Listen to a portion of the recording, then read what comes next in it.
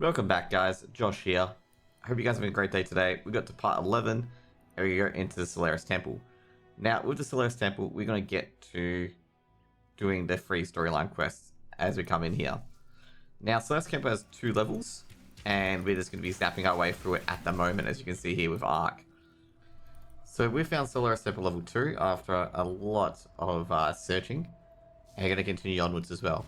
So Solaris level 2, you basically still have a few mobs to kill, but you get to the end of it eventually, where you will basically hand in everything, basically, to get the story quest going along, and to, obviously, defeat the undying blockage that you need to do. Now, basically, through this dungeon as well, you are searching for a specific person, that basically every time that you will eventually find.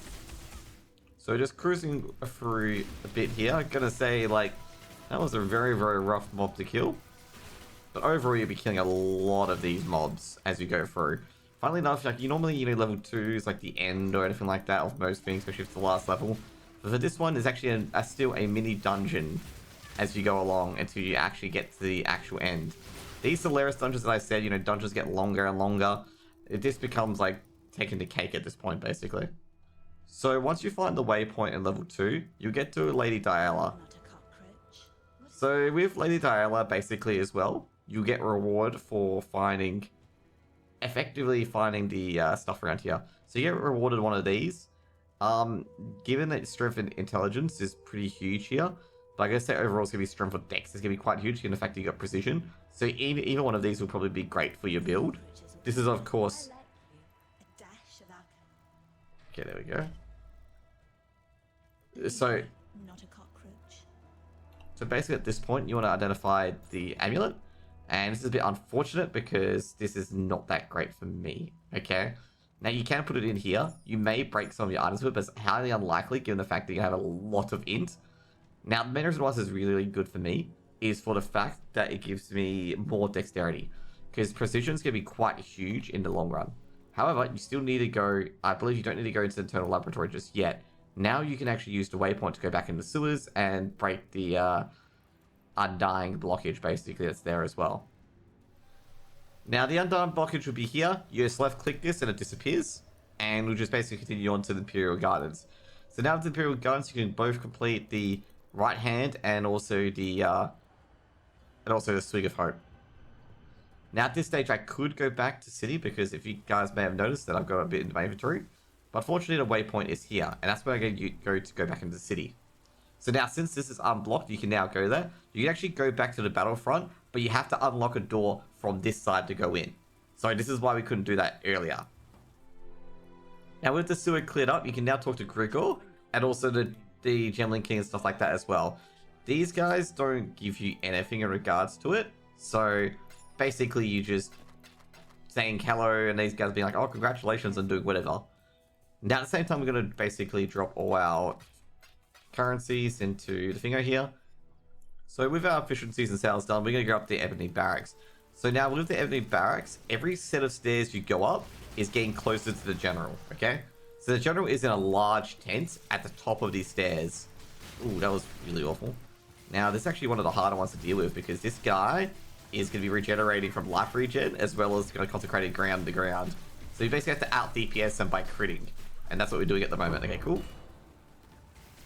So eventually you get to the top of the stairs and you'll find General Gravix. He'll do this big RP thing and you just gotta basically defeat a bunch of his soldiers, which are pretty easy if you get them all with exposures. But you gotta make sure you look after yourself as well because General Gravix actually hits quite hard.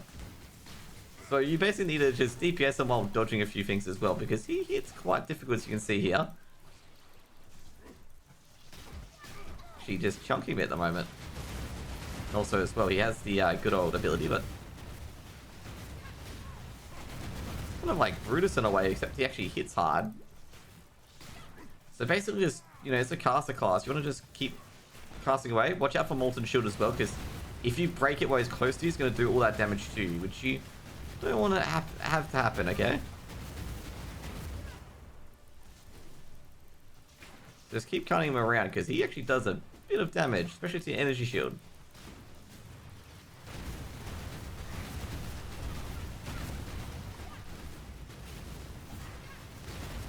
And there we go, we take him out there. So what we're going to do at this stage is that you can go to the Imperial. So the Imperial Gardens is around here, just an FYI. So because Imperial Gardens is this one. You can go to the Imperial Gardens or you can go back to town. I recommend probably going to the Imperial Gardens because you get automatic set up for a quest and we haven't done too much in this area. So we're going to go to the Imperial Gardens. Now, just a bit of a funny tidbit as well. Behind the Blackguard is the Lunaris Paris, okay? So you may have noticed, basically, if you go to the left or right of the area, there's a whole bunch of dead blue ribbons. So that's the Lunaris people. And you can actually go to them as their temples around here. So their temple is right here. Now, the Imperial Gardens entrance is actually near the waypoint. I just wanted to show off the Lunaris temple, just realized that there's another thing there as well. But you want to go to the Swig of Hope. So you want to get that one done as well. You also want to get the waypoint for the Imperial Gardens as well. Also at this stage as well, if you do complete the story quest at the same time, it'll automatically update that, okay? You can go and get your reward a bit later if you need to. Now, basically the new mob here is one of these spine dudes here. They will erupt spines when they die. So, especially if you're a squishy class like me, you don't want to be near them or kill them all at once while they're in close range of you. Because you will likely die if they all explode at once on you, basically. So eventually you'll find the waypoint. And generally with a lot of these acts and their waypoints, they're generally right next to entrances. And also at the same time, they're right next to quest objectives as well. So what we're trying to find at the moment, we're trying to find the Chitter's Plum. Now once we get the Chitter's Plum, we can basically go straight to Fairgraves to get his quest done. Go to the Sun Encampment to get a follow-up quest for the next quest if needed. Sometimes we may not need it, but it's just good to have just in case. Oh jeez, that was a nasty step. So effectively, if you grab the key from the Sun Encampment, this would where you'd be opening up the locked door. So remember that for later, but we're just looking for the plum at this stage. Now, this is the most important part of the act. So also in the Imperial Gardens is the library. And this is incredibly important. You do get a side quest to come here later, but you want to come to this place now. Now, basically there'll be a whole bunch of mobs in here, but the most important thing is going to be the person that's in here. Now, there's going to be a person in here that is very, very, very important. Now, by very, very important, I mean that you're going to be depending on this person to get a lot of your things for a lot of this part of the run. So they're going to be able to get you a lot of gems that will basically jet fuel your build, essentially. Now, we'll continue to clear this place until we get to the Librarian, or I forget her name. And you'll see how important she is to the rest of the act and to your build overall. Now, in the meantime, I completely forgot that I leveled up, so I've got to put another point in. Now, looking at my poppins as well, just wanting my poppins to make sure I've got everything in the right slot. Now, overall, we do need to take a point somewhere. And I think I forgot to take the point into the large jewel socket. Yes, I did too, so I need to go into the increased elemental damage. Now, as I said, you eventually get to a waypoint, which has got Shoza in it. So Shoza needs to get 4 pages for the quest, okay? Now, the pages are going to be across this map in the full. Now, with the library, I recommend that every single build should go and find the library in Act 3, okay? It is that important because you don't get an NPC like this until, let's just put it this way. You don't get an NPC like this until Act 6, okay? And that's a long way away. So now with the library, you have to enter up the archives. So in the archives, there are going to be 4 pages. So to find the archives there's a loose candle near it. And if you find a loose candle, you've found it overall. You also encounter your first rogue Exile, as you saw there. You also got a silk robe as well, which is a more powerful robe generally. But as you can see here, I guess it's slightly more powerful actually. It's got no regen, but it's got max life. I think I'll just stick with the Silken Garb, but it's good to look for upgrades. Now, we also found a good upgrade for this wand as well. So this one's got a spell damage, 1% less spell damage, but the most important part's got the crit chance and the global crit stroke multiplier as well. And also the lightning damage for spells, which is more better than this wand I currently have. So now the books will be in random places, and basically you just need to pick them up very, very quickly. So as I said, they're usually in the 3 corners of the map. So be prepared to, basically go everywhere for them. Now, as I said before, all these pages are generally in the 4 corners. So we've got the top right, we've got the bottom left and bottom right. We just need to get to the top left. Now, funnily enough, the library is a very short dungeon. The archives, that is, which is, well, I'm going to say, compared to the other dungeons being the Solaris Temple and whatnot, is probably a welcome sight to see. Now, we picked up a lot of inventory space that we need to get rid of, and that's pretty much what we're going to do now. So now we're going to hand this back in. Now, for completing this quest, one of the quests here, you get basically a new set of gems. So most of these gems are attacking gems. So you can see here, Hex Blast, Summon Reaper, and whatnot. Overall, you don't have to get any of these gems. So most of these gems is up to your choice, because none of these gems will you respectively going to be using that much. Now, so basically with Petey's Pets, you have to travel to Lunaris Temple. Maybe I did lie. Maybe you have to travel to Lunaris Temple in the end from this. But you do have to travel to it to basically kill the horrific experiment that she's setting up. Now remember guys as well, with every single quest end it involves a ability gem. You can see the new ability gems in market to see any different ones that you may have not been able to pick up. Fortunately, none of them are here, but for some other builds, some of them may be here. They may want to look at and pick up as you're here. So one thing in particular we forgot to do, the Imperial Gardens has its own Ascendancy. So that's one important thing that we've got to have to go through as well. So first things first, we're going to go back to the library, then we're going to find the Ascendancy puzzle for the Imperial area. So we've completed the library course. You get some new support gems. You may want to keep looking at them to see if there's any support gems that you want. I was going to tell you right now, there isn't. Now from this point onwards, this person will offer all the gems in the game at this point on him. So you can get stuff back from Act 1, Act 2, and Act 3, but you can also get extra gems as well. Now in particular, you may notice that we've got that red gem that we need for our Arc build, and we need to have Inspiration. Now what you do is you type Inspiration, and Inspiration is here. Now as you can see here, Inspiration is a reduced mana cost, and we need to get an Orb of Chance to get that. Now the other ones we want as well is Determination as well, which is an aura gem, and we can get rid of Clarity potentially as well.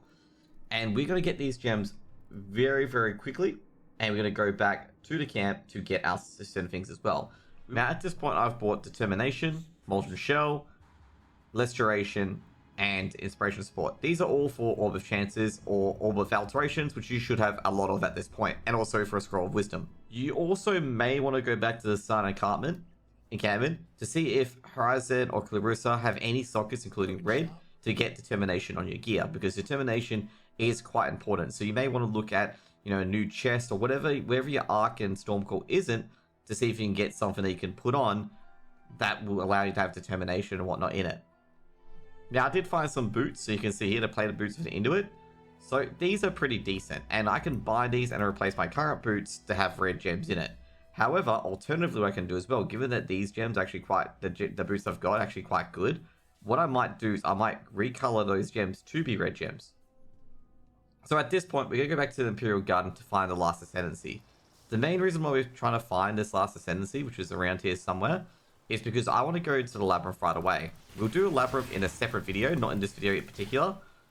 The main reason why I don't want to do that is because the Labyrinth, well, I guess right now, I prefer to not have the Labyrinth at the moment. Now, we can't get Determination as of yet, because we still have a few other buffs that we've got currently. Alternatively, you can do is you can turn off Skitterbots and have Determination as a armor gem. Determination is much better than Skitterbots, and also much better than Clarity as well. You can actually take these things off as well. So I'm going to take off Skitterbots and Clarity, because I no longer need it. And now we are going to go and look for the Labyrinth. Now the Labyrinth, I gotta say right now, is not behind that door. It's actually ahead of that door. So I found the plum. So the plum's near this weird tree here. You pick up the plum, you can keep going. Funny thing about the plum is you can actually continuously re-pick it upon the map refreshing, which is quite interesting. But we're going to keep going along. If we can't find the Ascendancy, because sometimes the Ascendancy can be behind the door, which is, I'd say in most cases that's the case, a bit unfortunate, because then you have to basically complete Act 3 before you go to it. But if it is, which we're checking out now, which I'm going to say most likely it is, given the fact I've checked out half the map, we're going to have to go straight to the Lunaris Temple. Now at this stage, we have found the Bronze Monograph, which means we found the Ascendancy. So this is the final Ascendancy that you should be done. If you haven't done some of the other Ascendancies, you can check it on the Labyrinth in town. And this pretty much will end, your Ascendancies, which means you can go and do the Ascendancy right now.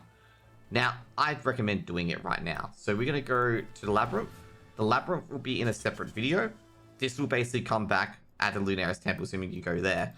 But first things first, we go to the docks, because we need to finish off that quest, and hand it in. And then we're going to go to the Luminous Temple. However, if you want to see the Labyrinth and how it's done, you can just go to one of my other videos. Now, with this one in particular, they give you maximum mana or maximum life. At this stage, I'd say pick the maximum. You can pick either one, mana or life, whatever you have difficulties with. I'm going to say most likely going to be the life one. And that's pretty much it. Also, he dies, by the way, so Fairgrace kind of deserves that. Gonna be completely honest. Either way, this is actually a really, really nice ring, so I'm gonna pick that up anyway. In fact, I got both the mana and the life.